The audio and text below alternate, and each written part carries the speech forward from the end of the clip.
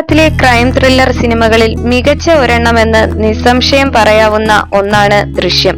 Jeethu Joseph സംവിധാനം ചെയ്ത് മോഹൻലാൽ നായകനായ പാൻ ഇന്ത്യൻ തലത്തിൽ ശ്രദ്ധിക്കപ്പെട്ട ഈ സിനിമ മറ്റു ഭാഷകളിലേക്ക് റീമേക്ക് ചെയ്യുകയും അവിടെയും മികച്ച വിജയം കൈവരിക്കുകയും ചെയ്തു. ഈ സിനിമയെ പറ്റി അധികമാർക്കും അറിയാത്ത ചില രസകരമായ വസ്തുതകൾ കേട്ടാലോ?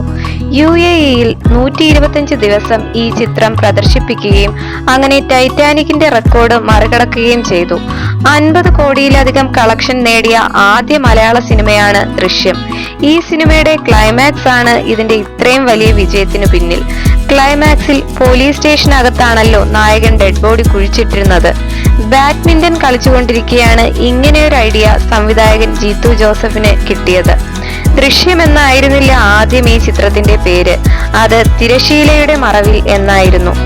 മറ്റൊരു സംവിധായകന് വേണ്ടിയായിരുന്നു ജീത്തു ഇതിന്റെ തിരക്കഥ എഴുതിയത്.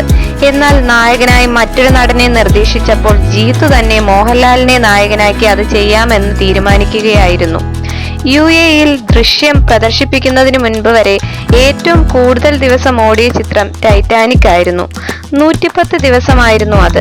എന്നാൽ അതിനെ മറികടന്ന് 125 ദിവസമാണ് അവിടെ ദൃശ്യം പ്രദർശിപ്പിച്ചത്. ഈ ചിത്രത്തിന്റെ ആശയം യഥാർത്ഥ സംഭവങ്ങളുമായി ബന്ധമുള്ളവയാണ്. UK-യിലും US-ലും 1 കോടി നേടിയ ആദ്യ മലയാള ചിത്രമാണ് ദൃശ്യം. 4 ഇന്ത്യൻ ഭാഷകളിലും കൂടാതെ ചൈനീസ്, സിൻഹള എന്നീ ഭാഷകളിലും ഇത് റീമേക്ക് ചെയ്തു. മോഹൻലാലിന്റെ അഭിനയം ജീത്തുവിന് അലസമായി തോന്നുകയും സിനിമ പരാജയപ്പെടുമോ എന്ന് ചിന്തിച്ച് ടെൻഷൻ ആവുകയും ചെയ്തു. എന്നാൽ പിന്നീട് അത് സ്ക്രീനിൽ കണ്ടപ്പോൾ മോഹൻലാലിന്റെ അഭിനയ മികവ് കണ്ട് വിസ്മയിച്ചു പോവുകയും ചെയ്തു എന്ന് ജീത്തു പറയുകയുണ്ടായി.